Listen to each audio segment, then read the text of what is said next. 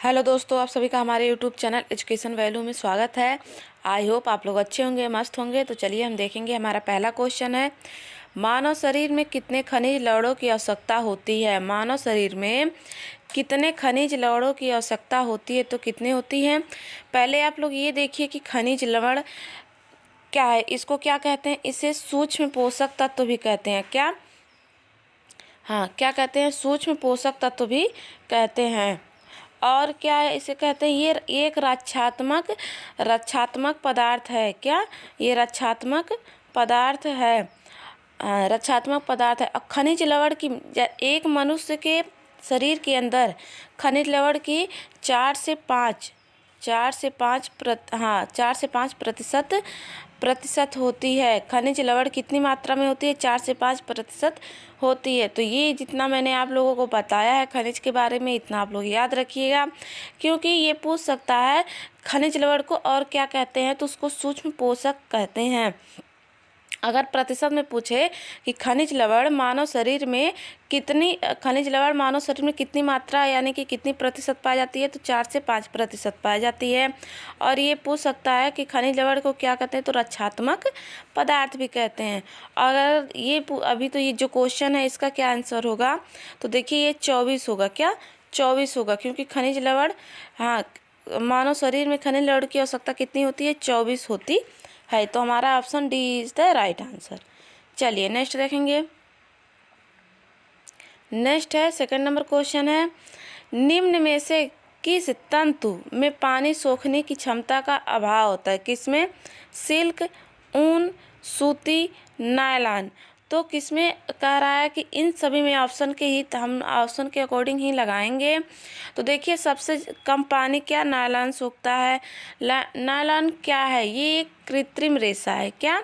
यह एक कृत्रिम रेशा है, यानी कि मानव निर्मित रेशा है। सिल्क और ऊन और सूती ये सब क्या है? ये प्राकृतिक रेशों में आते हैं।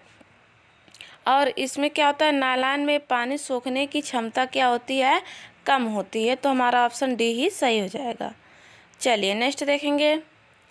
नेक्स्ट है, अंडे से कीड़ा बनने तक की अवस्था कौन सा क्रम सही है? कौन सा? अंडा, प्यूपा, लार्वा, कीड़ा।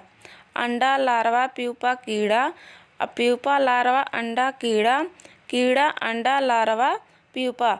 तो कौन सा पूछ रहा है कि अंडे से कीड़ा बनने तक की अवस्थाओं का कौन सा क्रम सही है? तो कौन सा क्रम सही है? तो देखिए पहले क्या होता है, पहले अंडा, फिर लार्वा, फिर प्यूपा, फिर कीड़ा, यानी कि ऑप्शन बी हमारा क्या हो जाएगा? सही हो जाएगा। ठीक, तो ये क्या है और इससे क्या बनता है? रेशम। हाँ, ये देखिए इस प्रक्रिया से किस तंतु का निर्माण होता है? तो रेशम का। हाँ, तो किसका? रेशम का निर्माण होता है। रेशम तंतु का निर्माण होता है। रेशम तंतु और किस कहा जाता है? इसे देखिए प्रोटीन रेशा भी कहते हैं। क्या?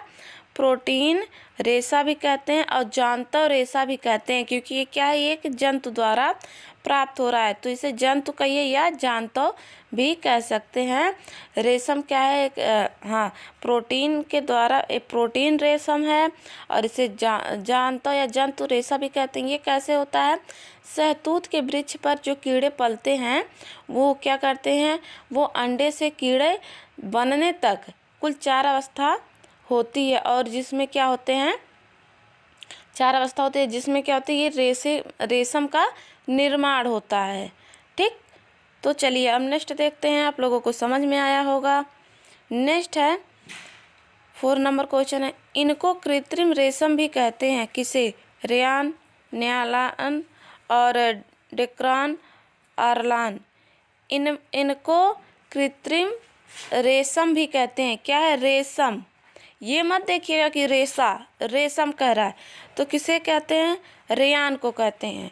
रेयान देखिए आप लोग बताइए, रेयान की खोज कब हुई थी? तो 1664 में हुई थी। किसने की थी? रॉबर्ट हुक ने की थी। किसने? रॉबर्ट हुक ने की थी। ये देखिए ये क्वेश्चन तो बन भी सकता है, नहीं भी बन सकता है, लेकिन आप लोग अगर याद रखेंगे तो सही रहेगा। और क्या है? रेयान में रेशम जैसे ही गुण हैं। क्या है? रेयान में रेशम जैसे ही गुण हैं, बस कीमत का क्या है? कीमत का अंतर है, क्योंकि ये इसकी कीमत क्या होती है? कम होती है। क्या कम होती है? किसकी कीमत? रेयान की कीमत रेशम की कीमत से कम होती है, बस यही अंतर है, बाकी गुण वही है। और ये याद रखिएगा कब हुआ था? तो 1664 में। किसने किया था? रॉबर्ट हुक ने किया था। चलिए हम आगे बढ़ेंगे अगले क्वेश्चन की तरफ। कौन सा जानवर ऊन प्राप्ति का स्रोत नहीं है? नहीं पे क्या करेंगे? सर्कल करेंगे। देखिए भेड़, भेड़ से हम क्या करते हैं? ऊन प्राप्ति करते हैं। ऊँट से भी ऊन प्राप्ति करते हैं। बकरे से भी ऊन प्राप्ति करते हैं। हिरन, हिरन क्या है? ऊन प्राप्ति का स्रोत नहीं है। ठीक, ऊन प्राप्ति का स्रोत नहीं है। चलिए अब नेक्स्ट देखेंगे, नेक्स्ट क्वेश्चन की तरफ बढ़ते हैं हम लोग। कपास तंतु अनुप्रस्थ काट में दिखाई देता है। कपास तंतु अनुप्रस्थ काट में दिखाई देता है। किस काट में? क्या गोलाकार, आयताकार, चौड़ा, लंबा? किस काट में दिखाई देता है? तो लंबा दिखाई देता है लक्के से। हाँ, तो ये अनुप्रस्थ काट में लंबा दिखाई देता है। कपास किसी तंतु का क्या होता है? अनुदैर्ध्य काट में देखा जाए तो इसकी रचना कैसे? चपटे दिखती है। अगर ये अनुदैर्ध्य काट में देखा जाए तो इसकी रचना कैसे दिखेगी? चपटे दिखती है। चपटे यानी कि फीते की तरह दिखती है। और बल खाते, चपटे बल खाते और फीते की तरह दिखती है। हमारा क्या हो जाएगा? लंबाई, यानी कि option D is the right answer. चलिए नेक्स्ट है, कपास उत्पादन में सर्वोच्च स्थान प्राप्त करने वाला देश कौन सा है? सर्वोच्च स्थान प्राप्त करने वाला देश कौन सा है? तो देखिए ये थोड़ी कन्फ्यूजन वाली क्वेश्चन है, मैं इसको आपको अगले वीडियो में बता दूंगी। वैसे तो देखिए यूएसए है और सेकंड स्थान पे क्या है? भारत है। लेकिन मैं एक बार आपको देखूंगी कि करंट में कौन सा है, उसके बाद मैं इसको आप लोगों को ये क्वेश्चन फिर मैं करवा दूंगी। चलिए आगे देखेंगे, अगला क्वेश्चन देख लेते हैं। कौन स्वनिर्मित रेशम नहीं है? स्वनिर्मित रेशम नहीं है। मूंगा, लेपेटा, कटा हुआ रेशम, अरंडी रेशम। कह रहा है कौन स्वनिर्मित रेशम नहीं है। तो कौन सा नहीं है दोस्तों? तो ये है लपेटा रेशम। क्या? लपेटा रेशम क्या है? ये स्वनिर्मित रेशम नहीं है। ठीक, क्योंकि रेशम कैसे होते हैं? दो प्रकार के होते हैं। एक तो ये स्वनिर्मित हो गया, दूसरा क्या हो गया? होता है उत्पादित। क्या होता है? उत्पादित। तो रेशम, हाँ, तो लपेटा जो है ये क्या है? ये उत्पादित रेशम है। कैसा है? ये उत्पादित रेशम है। और स्वनिर्मित रेशम 4 प्रकार के होते हैं। एरी रेशम, देखिए यहाँ से मैं बताती हूँ क्या है। हाँ, टसर आप लोगों ने सुना होगा, पढ़ा भी होगा। टसर ये उत्पादित है, रेशम उत्पादित है। ये मूंगा हो गया, और कटा हुआ रेशम नहीं, मूंगा हो गया, और एरी रेशम हो गया। क्या? एरी रेशम, एरी रेशम, मुमैरा,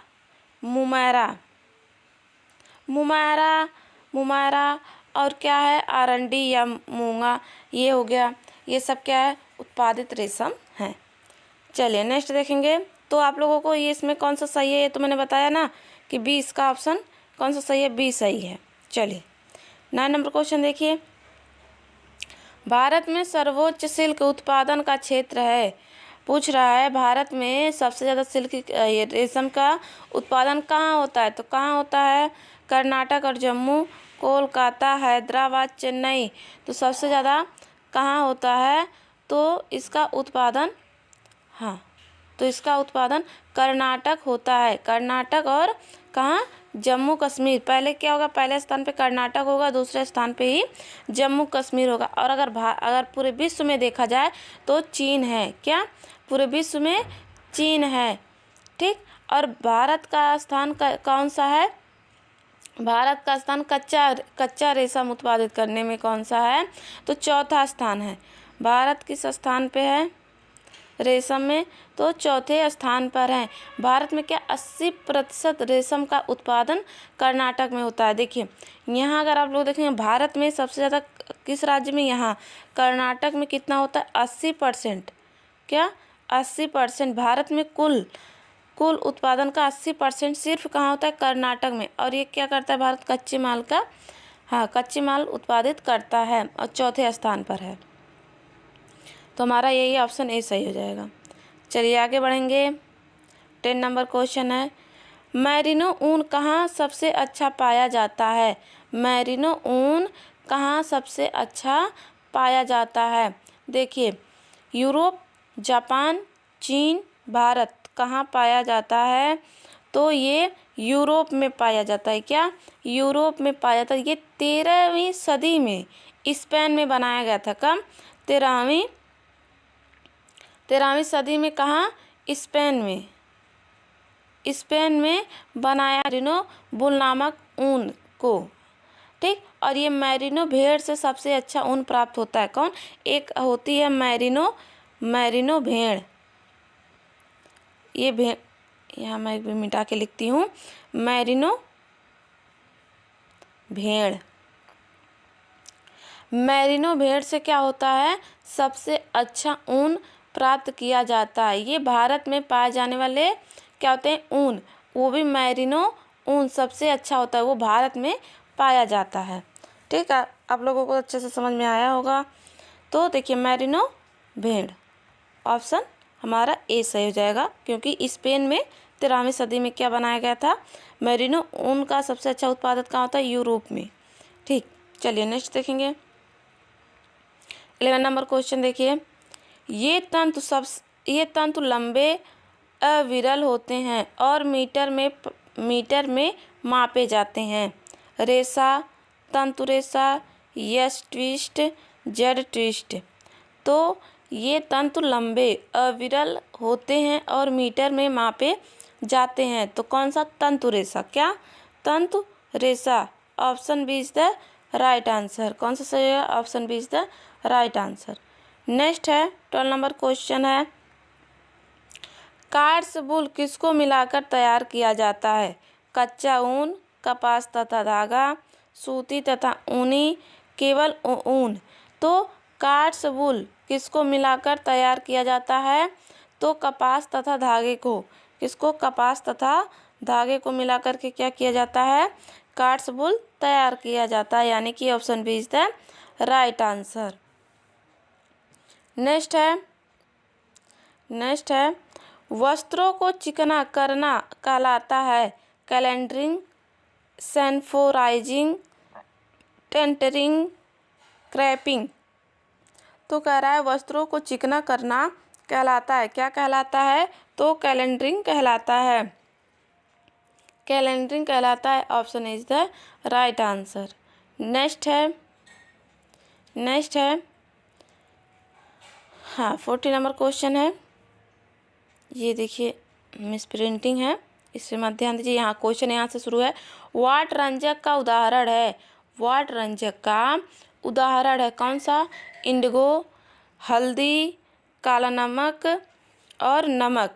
वाट रंजक क्या है, ये क्या होता है, पौधों की पत्तियों से बनाया जाता है। क्या, वाट रंजक जो है ये पौधों के पत्ती से, ये क्या होता है, पत्ती द्वारा निर्मित किया जाता है। और वाट रंजक जो है वो है इंडिगो। क्या, इंडिगो है। ठीक, यानी कि option A is the right answer. अगर ये पूछ सकता है कि इंडिगो कैसे बनाया जाता है, ये तो पौधों की पत्तियों से बनाया जाता है, पत्तियों से निर्मित किया जाता है इंडिगो। और इंडिगो को क्या कहते हैं, वाट रंजक का उदाहरण भी कहते हैं, यानी कि वाट रंजक भी कहते हैं, यानी कि ऑप्शन हमारा ए सही हो जाएगा। नेक्स्ट है देखिए, सर्वाधिक स्टार्च पाया जाता है किसमें, अरारोट, चावल, रीठा, आलू। तो पूछ रहा है स्टार्च सबसे ज़्यादा किस में पाया जाता है, तो अरारोट में पाया जाता है। किस में, अरारोट में पाया जाता है। इसका एक पूरा चार्ट आता है, उसमें दिया रहता है और आप इसको क्या करेंगे, ऑप्शन के ही थ्रू लगाएंगे। क्या, ऑप्शन के ही थ्रू लगाएंगे। हाँ, और हाँ, स्टार्च क्या होता है, कार्बन ऑक्सीजन और हाइड्रोजन का क्या होता है, मिश्रित रूप होता है। क्या स्टार्च क्या होता है, स्टार्च क्या होता है, कार्बन, हाइड्रोजन और ऑक्सीजन का क्या होता है, मिश्रित रूप होता है। स्टार्च पेड़ों से प्राप्त होता है। स्टार्च कहाँ से, पेड़ों से प्राप्त होता है। ये पेड़ों और पौधों से प्राप्त होता है, पेड़ों पौधों से प्राप्त होता है। और ये क्या होता है, और कार्बन, हाइड्रोजन और ऑक्सीजन का ये मिश्रित रूप है। ये आप लोग याद रखिएगा, और ऑप्शन इसमें हमारा first is the right answer. Next देखिए, रेयान वस्त्रों के धब्बों को छुड़ाने के लिए प्रयोग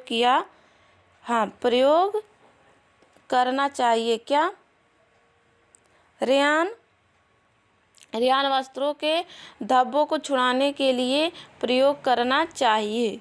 ये देखिए उल्टा हो गया है, ये यहाँ रहेगा और ये यहाँ रहेगा, करना चाहिए। रासायनिक, भौतिक, प्राकृतिक साबुन। तो रेयान वस्त्रों में धब्बों को छुड़ाने के लिए किसका प्रयोग करना चाहिए हमें, तो रासायनिक विधि का प्रयोग करना चाहिए। क्या, रासायनिक विधि का प्रयोग करना चाहिए, यानी कि option is the right answer. Next देखिए, परिसज्जा का उद्देश्य है। क्या है, परिसज्जा का उद्देश्य है आकर्षक बनाना, आसानी से धोना, आसानी से सुखाना, आसानी से मलना। तो परिसज्जा का उद्देश्य क्या है, आसानी से धोना। क्या, आकर्षण परिसज्जा का मुख्य उद्देश्य है। नहीं, परिसज्जा का क्या हो जाएगा, आकर्षक बनाना।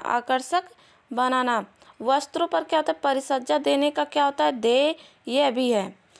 वस्त्र मौलिक रूप से बदलकर उन्हें अन्य प्रकार के वस्त्र के समान बना दिया जाता है। क्या, मौलिक रूप से उसको बदलकर अन्य, उसे क्या कहा जाता है, उसे पापलिंग को मर्सराइजिंग करके उसे रेशम के समान चमकीला बना दिया जाता है, और वही फिनिशिंग यानी कि परिसज्जा और उसको आकर्षक बनाने के लिए ही किया जाता है। तो ऑप्शन हमारा ए सही हो जाएगा। नेक्स्ट है, रंगों का चमकदार या धुंधलापन कहलाता है। क्या, मूल्य, तीव्रता, ह्यूम, क्रोम। तो पूछ रहा है रंगों का चमकदार या धुंधलापन क्या कहलाता है। तो ये क्या कहलाता है दोस्तों, एक मिनट। तो देखिए क्या होगा, क्रोम होगा। क्या होगा इसका, जो चमकदार या धुंधलापन होता है, यानी कि चमक या मंद होता है, वो होता है क्रोम कहलाता है। और ह्यूम क्या होता है, ह्यूम क्या कहलाता है, ये रंग का नाम। क्या, ये ह्यूम है जो ये रंग का नाम बताता है। क्या, रंग का नाम और ठंडा गर्म बताता है। अगर यहाँ से पूछ ले गर्म ठंडा किसको दर्शाता है, तो ह्यूम को दर्शाता है। क्या, ह्यूम को दर्शाता है। देखिए, और क्या मूल्य क्या करता है, मूल्य करता है हल्कापन और गहरापन। क्या, रंग का हल्का या गहरापन, ये रंग का हल्का या गहरापन दर्शाता है। और तीव्रता क्या करता है, तो देखिए तीव्रता का कह रहे हैं कि प्रकाश के रंगों में होती है। तीव्रता किस में होती है, ये प्रकाश के रंगों में होती है। तो आप लोगों को ये चारों ऑप्शन समझ में आ गए होंगे। तो इसमें से क्या है, ये देखिए मूल्य, एक मिनट, मूल्य और ह्यूम और क्रोम, ये रंग के क्या होते हैं, ये परिमाण होते हैं। रंग के क्या हैं, परिमाण है। तो इसमें से अगर जो क्वेश्चन है उसका आंसर हमारा क्रोम हो जाएगा, यानी कि क्रोमा भी कह सकते हैं, क्रोम भी कह सकते हैं। ऑप्शन डी हमारा क्या हो जाएगा, सही हो जाएगा। हम नेक्स्ट देखेंगे। नेक्स्ट है, मांसपेशियों में निम्न एकत्र होने से शारीरिक थकान उत्पन्न होती है। ऑक्सीजन व लैक्टिक अम्ल, साइट्रिक अम्ल, कार्बन डाइऑक्साइड, नाइट्रोजन और लैक्टिक अम्ल। तो कौन सा सही हो जाएगा, क्या पूछ रहा है, मांसपेशियों में निम्न एकत्र होने से क्या होती है, थकान होती है। तो किसके कारण से होती है दोस्तों थकान, तो हाँ, तो किसके कारण से होती है? हाँ, तो देखिए इसमें क्या होता है और पूछ रहा है थकान उत्पन्न होती है, किसके कारण होती है? तो कार्बन डाइऑक्साइड और प्लस क्या होता है? लैक्टिक, हाँ क्या होता है? लैक्टिक अम्ल, अम्ल के उत्पन्न के कारण होती है। उसमें क्या होता है? ऑक्सीजन का क्या हो जाता है? ह्रास हो जाता है, यानी कि कमी हो जाती है, ऑक्सीजन की कमी हो जाती है और कार्बन डाइऑक्साइड और लैक्टिक अम्ल की अधिकता हो जाती है। तो उसके अनुसार हमारा ऑप्शन सी सही हो जाएगा। कार्बन डाइऑक्साइड और ये लैक्टिक अम्ल आप लोग याद रखिएगा। तो हमारा C option is the right answer. हम नेक्स्ट क्वेश्चन देखेंगे। नेक्स्ट है एंजल ने निम्न का बजट से कोई प्रावधान नहीं रखा। बजट से कोई प्रावधान नहीं रखा, किससे? आय, व्यय, बचत, मूल्य। तो किसका प्रावधान नहीं रखा ये बताना। तो इन्होंने बचत की कोई बात नहीं की है। अपने जो बजट इन्होंने दिया है, अर्थशास्त्री एंजल ने जो बजट ये उल्लेखित किए हैं उसमें क्या किए हैं? उन्होंने बचत का जिक्र नहीं किया है। तो हमारा ये क्या हो जाएगा? ऑप्शन सी सही हो जाएगा। और क्वेश्चन यही पूछ रहा है कि और एंजल ने निम्न का बजट से कोई प्रावधान नहीं रखा, तो बचत का। ऑप्शन सी हमारा सही हो जाएगा। चलिए नेक्स्ट देखेंगे 21 नंबर क्वेश्चन। जैसे जैसे आय वृद्धि होती है, निम्न होने वाले व्यय का प्रतिशत घट जाता है। ऑप्शन देखिए, ऑप्शन से ही हमें बताना है किसका कह रहा है प्रतिशत क्या होता है? घट जाता है। और अगर आय में वृद्धि होती है तो क्या होता है? व्यय का प्रतिशत घट जाता है। क्या? दवा में, भोजन, आवास, वस्त्र, किसमें? तो भोजन में। किसमें? भोजन में, यानी कि option B is the right answer. Next देखेंगे। नेक्स्ट देखिए 22 नंबर क्वेश्चन है।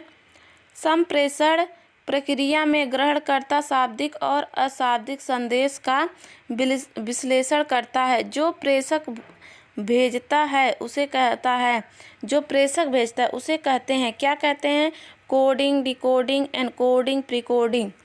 तो क्या कहते हैं दोस्तों? उसे कहते हैं डिकोडिंग। क्या कहते हैं? डिकोडिंग, यानी कि option B is the right answer. Option B हमारा सही है। देखिए संप्रेषण की प्रक्रिया प्राप्तकर्ता या ग्रहणकर्ता कहिए या प्राप्तकर्ता कहिए, शाब्दिक और अशाब्दिक संदेश का विश्लेषण करता है, उसे क्या कहते हैं? डिकोडिंग कहते हैं। जबकि एनकोडिंग से क्या तात्पर्य होता है? सूचना देना। एनकोडिंग से क्या है? सूचना सूचना देने वाला, सूचना देने से पूर्व, सूचना देना। ठीक, चलिए नेक्स्ट देखेंगे। 23 नंबर क्वेश्चन है। गरीबी रेखा की गणना की जाती है कैसे? प्रति व्यक्ति आय, कुल पारिवारिक आय, कुल भूमि, कुल जायदाद। तो गरीबी रेखा की गणना कैसे की जाती है? तो प्रति व्यक्ति आय द्वारा की जाती है। क्या? प्रति व्यक्ति आय कितनी है उसी के द्वारा ही गणना की जाती है। चलिए नेक्स्ट है 24 नंबर क्वेश्चन है। वयस्क के लिए सामान्य सिस्टोलिक व डायस्टोलिक रक्तदाब है कितना है? तो देखिए यहाँ मैं बता देती हूँ 80 से 120 से 80 mm है। क्या है? डी ऑप्शन हमारा क्या हो जाएगा? सही हो जाएगा। डी ऑप्शन सही हो जाएगा। नेक्स्ट देखेंगे। भूरी क्रांति संबंधित है किससे? गेहूं से, तेल तथा तेलबीज, फूल, रेशम। भूरी क्रांति किससे संबंधित है? तो हाँ, तेल तथा तेल बीज से ये क्या है? संबंधित है। किससे संबंधित है? तेल तथा तेल बीज से। फ्लोरिकल्चर का संबंध फूल या, देखिए ये इसका हो गया, इतना जान लीजिए ऑप्शन। अब फूल का किससे होता है? फ्लोरिकल्चर से होता है। क्या? फ्लोरिकल्चर से होता है। और रेशम का तो आप लोग जान रहे हैं। हरित क्रांति तो आप लोग जान रहे हैं कि हरित क्रांति खाद्यान्नों यानी कि गेहूं धान से होता है। चलिए नेक्स्ट देखेंगे। 26 नंबर है। अतिसार त्वचा शोध और अवसाद के लक्षण है। क्या? चर्मग्राह, जीवा शोध, क्वासियोरकर, क्वासियोवार, मैरास्मस है, ये गलत टाइपिंग है, मैरास्मस है। तो कौन सा सही हो जाएगा? अतिसार, त्वचा शोथ और अवसाद के लक्षण क्या होते हैं? चर्मग्राह क्या होते हैं? अतिसार, त्वचा शोथ और अवसाद क्या होते हैं? चर्मग्राह रोग के लक्षण हैं। ये किसकी कमी से? देखिए, विटामिन B7, निकोटीन अम्ल की शरीर में कमी के कारण ही चर्मग्राह या प्लाग्रा रोग उत्पन्न होता है। विटामिन B7,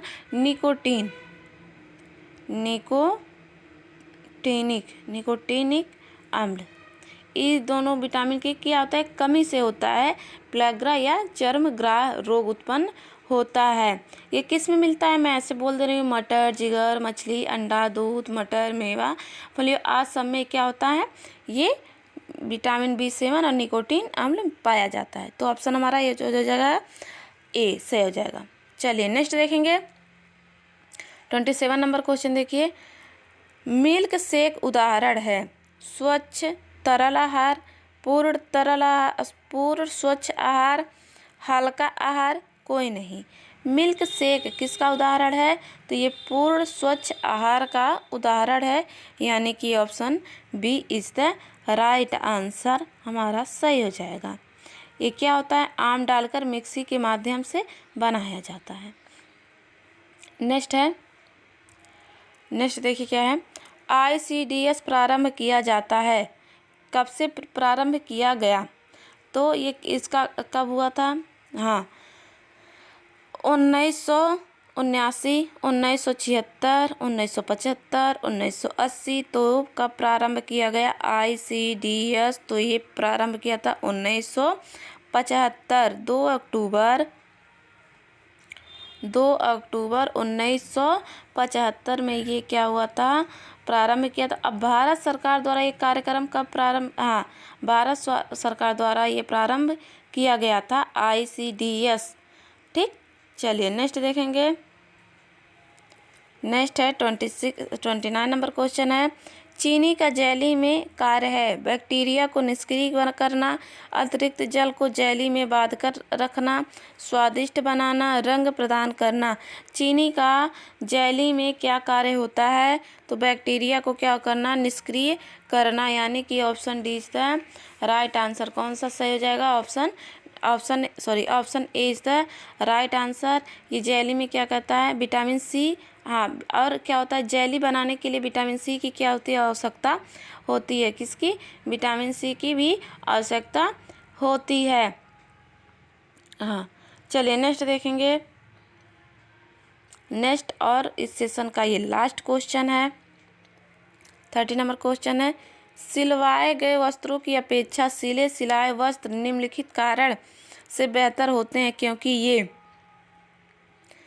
पक्का रंग, आसानी से उपलब्ध, कम कीमत, रंग प्रदान करना।